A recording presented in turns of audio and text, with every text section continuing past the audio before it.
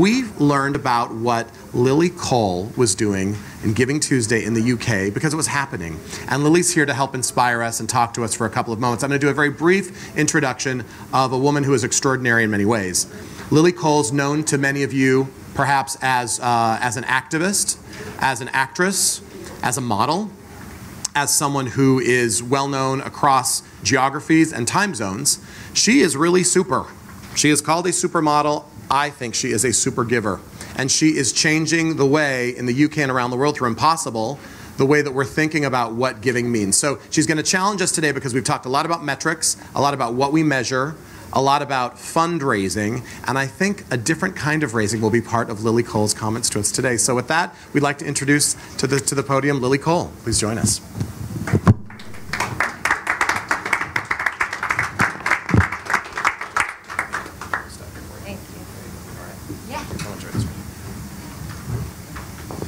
Hello everyone, very happy to see you all. I'm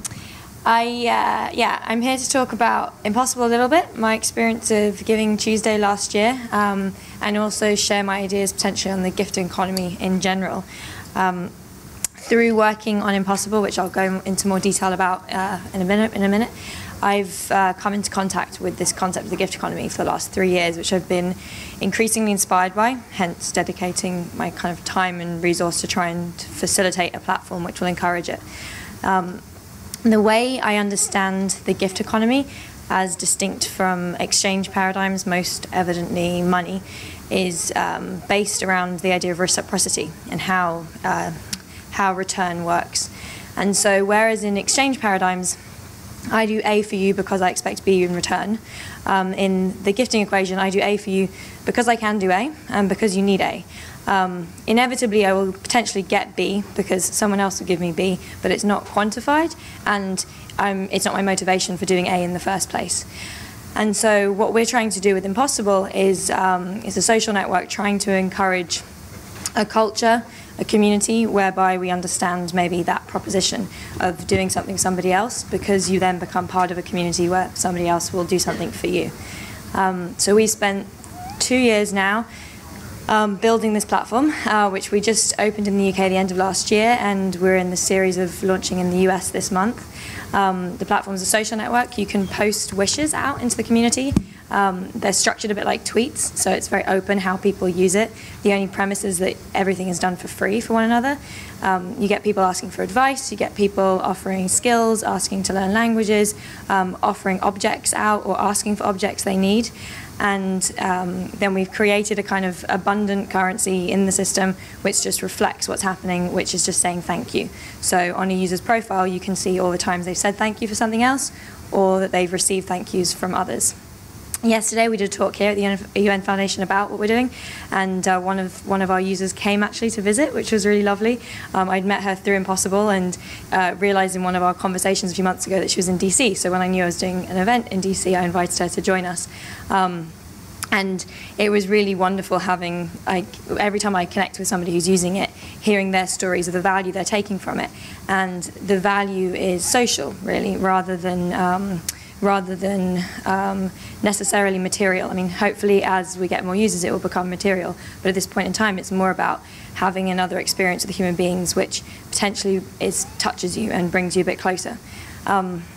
And that, for me, is the motivation behind giving and why I'm inspired by what everyone here is doing with GivingTuesday, because I don't think that giving is necessarily how I was brought up to understand it, which was usually around money and usually as something quite distinct from daily activity and how you engage with strangers on a day-to-day basis.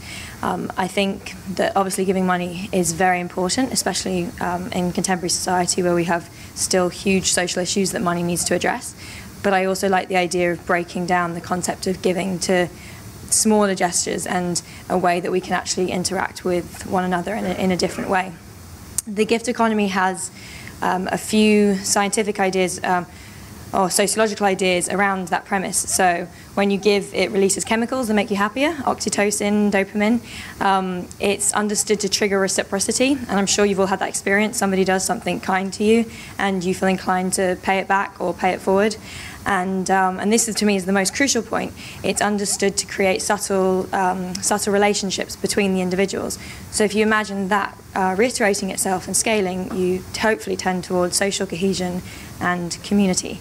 So my experience with GivingTuesday last year came off the back of that journey through Impossible.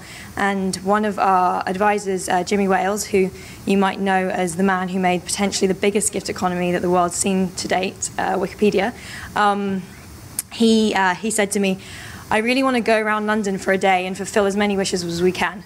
I think we should just spend the day, post out that we're going to try and fulfill wishes on Twitter and on Impossible and see what we can do.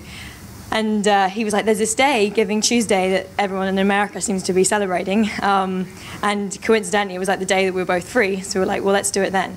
We didn't actually hashtag any of it as GivingTuesday. If we do it again this year, which hopefully we will, we now have, kind of an open door, obviously, to do that. But we didn't know the GivingTuesday folks, so we didn't want to kind of piggyback that without knowing that they wanted us to. But we did it anyway, so symbolically we were part of GivingTuesday. And we did it probably about 6, I think. We got up in the morning. Jimmy insisted on wearing Santa hats for some reason. And then posted out on Impossible on Twitter that we were going to be going around London. If anybody had wishes we could fulfill that day in London, we would try to. And interestingly, it was incredibly fun, which is a big part of my thinking around this whole process, that actually the feeling of giving, which I feel like the word needs to be changed almost, like seems to be often framed and understood as a worthy thing to do or as something you're doing for the other, is actually incredibly self-fulfilling and self-rewarding. And I had certainly as much fun that day, I'm sure, as any of the 6 people that we kind of met and communicated with, touched and gave things to. So my hope with what we're doing with Impossible and what everyone here is doing with GivingTuesday, and hopefully many other initiatives you might be involved with in this landscape, is that we can start and open a dialogue about this concept of giving, and I hope widen how it's applied. So from small gestures to monetary gestures to all the kind of different increments in between. And also potentially re-articulate the fact that it's inherently self-serving, not just because the act feels good, but because there is a logic whereby if everybody is giving and everyone is receiving, then you will inevitably experience both. And I'd like to start maybe talking about receiving as well, because I think that's an important part of that equation.